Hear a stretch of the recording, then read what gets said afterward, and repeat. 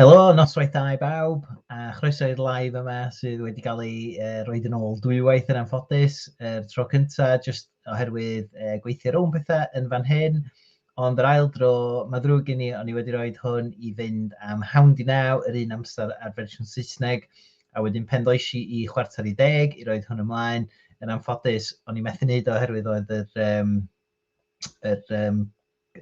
cysylltiadau i gyd wedi mynd yn anghywir. Felly, mae ddrwg iawn gen i am hynna. Dwi'n gobeithio bod chi wedi cael noson dda.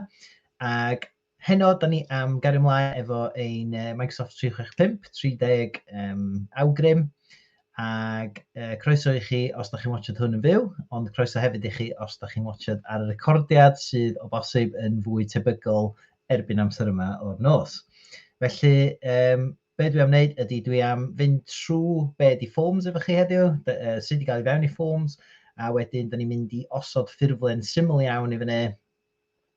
Efo'r ffurflen yna wedyn, da ni'n mynd i ddangos sut da ni'n gallu gwneud o'n amlieithog, a wedyn da ni'n mynd i roi chydig o wybodaeth i fewn i'r ffurflen, a da ni'n mynd i gael golwg sydyn ar sut da ni'n gallu dadansoddi'r gwybodaeth sydd wedi dod i fewn i'r ffurflen yna.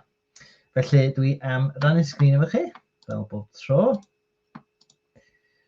Dyna ni. OK, a wedyn mae hwnna wrth i'n rhannu rwan.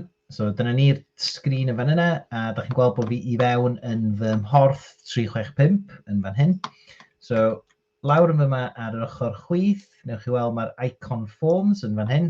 So mae yna F bach yn efo icon gwyrdd yn fyna. So na ni glicio ar hwnna i fynd i fewn i forms. Dyna ni, a wedyn mae forms yn agor yn fan hyn. So, da ni efo ffurflenni, da ni wedi gweithio ar yn y gorffennol, yn dod i fyny ar y dudalen yma. So, hein ydy rei mwy o diweddar, da ni wedi bod yn gweithio efo nhw. A wedyn, da ni'n gallu hefyd gweld os oes yna ffurflenni a falle o fewn grwpiau, oherwydd da ni'n gallu cael rei personol, ond da ni hefyd yn gallu cael rei sydd o fewn grwpiau. Felly, dwi am greu ffurflen newydd yn fan hyn. Creu ffurflen newydd. A wedyn, da chi'n gweld yn fan hyn, da ni'n gallu cychwyn adeiladu ein ffurflen allan. So, da ni fewn y forms, da ni wedi creu ein ffurflen. So, da ni'n rhoi teitl iddo fo. Dwi ddim efo dychymyg, fel ydych chi o'r blaen, dwi'n siŵr. Felly, na ni alw yn casglu data. A wedyn, yn fan hyn, da chi'n gweld, da ni'n gallu ychwanegu cwestiynau newydd i'r ffurflen. A da ni hefyd yn gallu rhoi cefndir fel llun i'r ffurflen petai ni isio. So, da ni'n gallu gwneud chydig o bethau i wneud y ffurflen yna edrych yn well. So, dwi ddim am wneud dim o hynna, so da ni am ychwanegu cwestiwn, a da ni'n cael dewis yn fan hyn o pa fath o gwestiwn fysa ni'n hoffi ychwanegu.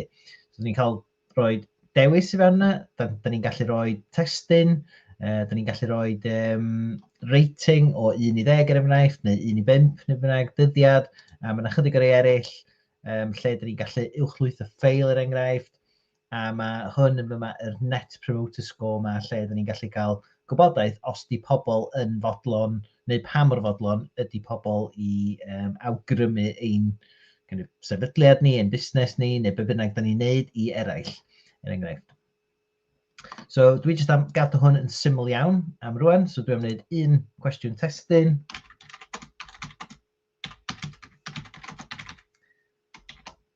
OK, hwnna di'r un gyntaf.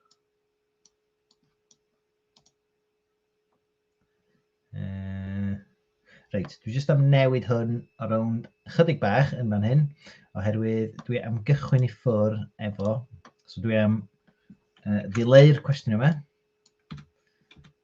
A be dwi am wneud ydy, mwyn dangos yr agwedd amlieithog i chi, yn cychwyn efo'r Gymraeg, dwi am ddileu'r cwestiwn yma, so dwi am mynd yn ôl i'n ffurflen yn fan hyn, a dwi am dangos i chi'n syth i ffwrdd lle mae'r agwedd amlieithog yn dod i fewn. So mae gen i 3 dots i fyny fyma ar y top dde o'r sgrin. So os dwi'n clicio ar y 3 dot, newch chi weld mae yna opsiwn yn fyma am multilingual, neu amlieithog. Os dwi'n clicio ar amlieithog, dwi wedyn yn gallu newid prif iaith y ffurflen yma. Felly dwi am newid prif iaith y ffurflen i Cymraeg. So dyna ni, Cymraeg yn fan yna. So ni'n gallu gweld mae hwnna'n opsiwn. So mae wedi pigo fyny. So ein iaith gyntaf ni ar y ffurflen yma rwan ydy Cymraeg. A tra dwi yma, so dwi am ychwanegu iaith arall. So, rhoi hwnna mewn fel English yn fyna, a na ni'n neud yr ail iaith yn Saesneg, ddanosoddi. Dyna ni. So, da chi'n gweld yn fan hyn, be sydd gennym ni ydy, yr prif iaith ydy Gymraeg, a wedyn mae yna iaith ychwanegol Saesneg yn fan yna. A da ni hefyd yn gallu ychwanegu mwy o ieithoedd os da ni eisiau i'r ffurflen. Ond be mae hyn yn golygu ydy mae'r data'r ffurflen mae gyd yn dod i fewn yn yr un lle, ond da ni'n gallu rhoi labeli gwahanol i'r ieithoedd gwahanol. Felly, be am gychwyn llenwi'r cwestiynau yma fewn rwan? So, ychwanegu cwestiwn newydd yn fan hyn. A wedyn dwi eisiau rhoi testyn i fewn. So cofiwch rwan, da ni ar y fersiwn Gymraeg, oherwydd hwn ydy'r iaith gyntaf'r ffurflen yma. So dwi'n rhoi testyn i fewn yn fan hyn, a dwi am rhoi...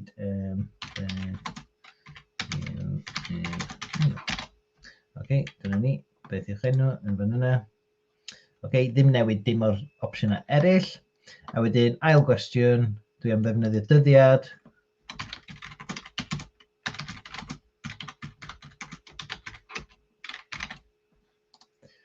Dyna ni, OK.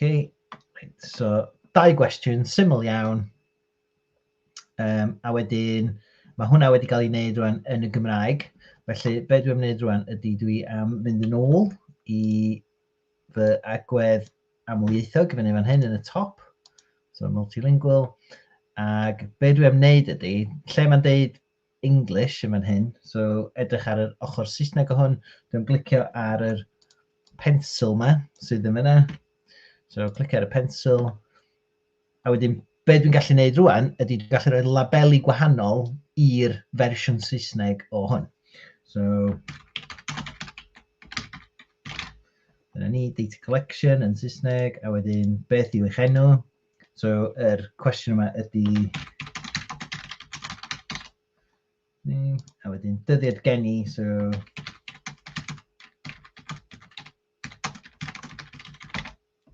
Dyna ni. OK, so mae hwn wedi gadw i fi roi labeli rwan i fewn yn Saesneg, a fel dwi'n dweud, da chi'n gallu gwneud ar gyfer ieithoedd eraill hefyd ar un pryd. So dwi'n mynd yn ôl yn fan hyn.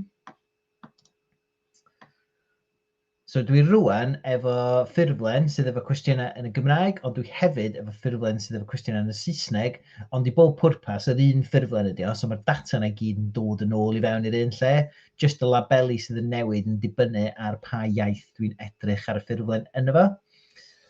OK, so be am mynd i edrych ar be mae hwnna yn edrych fel i bobl sydd yn llenwi'r ffurflen yma.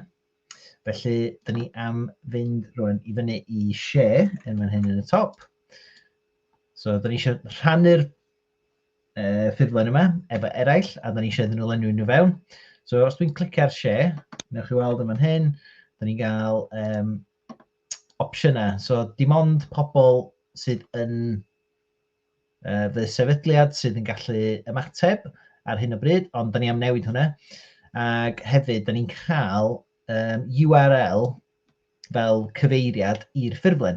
So, da ni'n gallu rhannu'r cyfeiriad yna yn lle bynnag da ni eisiau, da ni'n gallu rhoi mewn e-bost, da ni'n gallu rhoi ar y cyfryngau cymdeithasol, da ni'n gallu gofyn i bobl lenwi'r ffurflen mae fewn. Jyst cofiwch bod, bod y ffurflen mae'n hawdd iawn i greu, jyst cofiwch bod chi'n meddwl am yr rheolau casglu data a defnyddio data pan da chi'n neud hyn, pwysig iawn. Reit, so, da ni am newid hwn, so bod rhywun yn gallu dod nôl i ni ar y ffurflen yma. So, da ni eisiau rhoi hwn tu allan i'r sefydliad, tu allan i'r mudiad, tu allan i lle bynnag gyda ni. So, dwi am rhoi anyone can respond yma yna. So, rhywun yn gallu ymateb. A be da ni hefyd am wneud, jyst i gael URL chydig bach neisiach ydy, dwi am dicio'r bocs yma sydd yn dweud shorten URL yn fan hyn. So, yn hytrach na cael un hir iawn, mae hwnna rwan yn lot llai nag ydi o yn wreiddiol. So, dwi'n rhaid am gopio yr URL yma, a fel dwi'n deud, fel rheol, fyswch chi'n rhoi hwn wedyn mewn e-bost, neu mewn neges, neu ar cyfryngau cymdeithasol yn gofyn i bobl lenwi'r ffurflen mae fewn. So, ni'n gopio fe yna, A wedyn dwi am agor tab arall i fyny yn y porwr yn fan hyn. Okay, a wedyn dwi am roi dyna ni, y cyfeiriad yna i fewn. Okay, so da ni rwan yn y ffurflen, ac newch chi weld, mae o wedi mynd i'r fersiwn Saesneg, o be dwi'n gweld yn yma gyntaf. O bosib felly bod hynny rhywbeth i wneud efo sut mae browser neu porwr fi wedi cael ei osod i fyny ar hyn o bryd.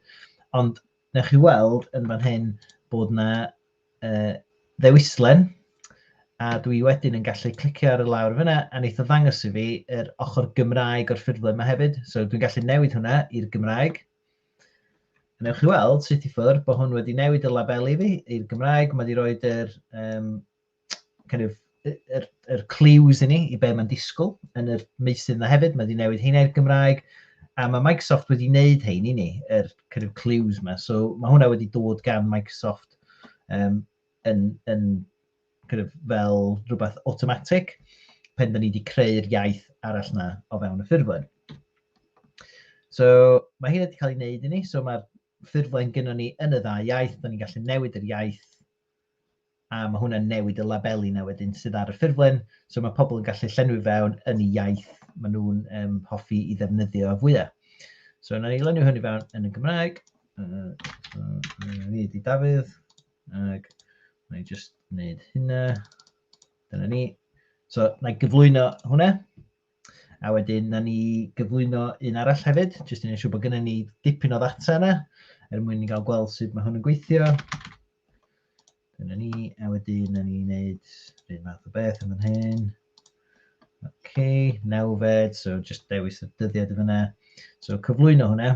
OK, so da ni wedi rhoi 2 ymateb wan i fewn i'r ffurflen yma. So os dwi'n mynd yn ôl i'r tab oedd ni ar yn wreiddiol yn gweithio ar y ffurflen, newch chi weld rwan bod yn y top yn fan hyn, mae yna tab yn fyna sydd efo atebion ac yn dangos i fi bod yna 2 ateb wedi dod i fewn yn barod. So dwi'n gallu clicio ar y tab yma rwan. A dwi'n barod yn cael chydig bach o wybodaeth yn syth i ffwrdd yn fan yna. Dwi wedi cael cwestiwn diddorol, dwi'n siŵr be mae hwnna'n ddweud, fe rai fi ddod nôl i hwnna wedyn dwi'n meddwl. So dwi'n cael ateb i hwnna. A wedyn, fel ydych chi'n gweld, hein di'r atebion sydd gynnon ni yn fan yna. Ac mae'r atebion yna hefyd. So, da ni'n gallu mynd i fewn i fwy o fanylder wedyn ar bob un o'r cwestiwn yma. So, da ni'n gallu mynd i fewn i mwy o fanylder i weld beth sydd wedi cael ei roed yn fyna. Da ni hefyd yn gallu mynd i edrych ar yr canlyniadau o bob un o'r ffurflenni. So, da ni'n gallu edrych ar y cyntaf, ar yr ail. So, mae'r cyntaf wedi cymryd lot o amser i ni lenwi, oherwydd bod fi wedi siarad lot yn ganol o, ac mae hwnna wedyn yn cymryd lot llai yn fan yna. OK, so os dwi'n mynd yn ôl wedyn, so da ni hefyd yn gallu agor yr canlyniadau yma yn Excel. So wnaethon jyst gymryd eiliad i lwytho fyny, ac wedyn, os da ni ddim yn hapus efo be da ni'n gallu gwneud o ran dadansoddiad o fewn Microsoft Forms, fydwch chi weld wedyn, da ni yn gallu gwneud lot o ddadansoddi pellach wedyn o fewn Excel a defnyddio pŵer Excel i ddadansoddi hwnna'n bellach. OK, a dyna ni. So dwi jyst am eich atgoffa chi am yn gwefan ni, so illuminoit.co.uk, a mae hwnna'n mynd ar draws y sgrin ar y funud. So dyn ni efo blog sydd newydd ddod allan hefyd, a mae hwnna ar Microsoft Viva. Nathon ni sôn am hwnna yn un o'r sesiynau cynharach, a be mae Viva'n gallu gwneud i chi, a be di diben Microsoft Viva. A wedyn, dwi jyst eisiau dwy'n eich sylw chi at ein grŵp Facebook. So, fysa ni yn hoffi'n fawr iawn os fysa chi'n ymuno ar grŵp Facebook. Mae hwnna yn mynd i gobeithio ddod yn lle mae pobl yn gallu rhannu profiadau da, gofyn cwestiynau ynglyn â technoleg gwybodaeth enghraifft, yn enwedig stwff Microsoft 365, ac fydden ni helpu chi allan yn fyna efo'ch cwestiynau chi, a gobeithio cael cymuned da mynd o bobl sydd yn siarad am technoleg, sut da ni'n gallu defnyddio fo fewn yn busnesau, ac just cefnogi chi really, i wneud pethau fyna, ac hefyd dod o sylw chi at, na i ddim bod yn shei am hynna, ond dod o sylw chi at rhai o'r pethau da ni'n trio wneud mwyn gallu helpu busnesau enghraifft i ffeindio ffordd o amgylch yr systemau gwych yma. Reit, dyna ni am heno, a na i gobeithio gweld chi nos fory. Drwg gen i eto am yr problemau ar y cychwyn, ond fydda ni nôl, dylio bod ni nôl yn yr amser arferol nos fory am 8, chwarter wedi 8 yn y nos. Diolch yn fawr iawn i chi, a nos da. Hwyl.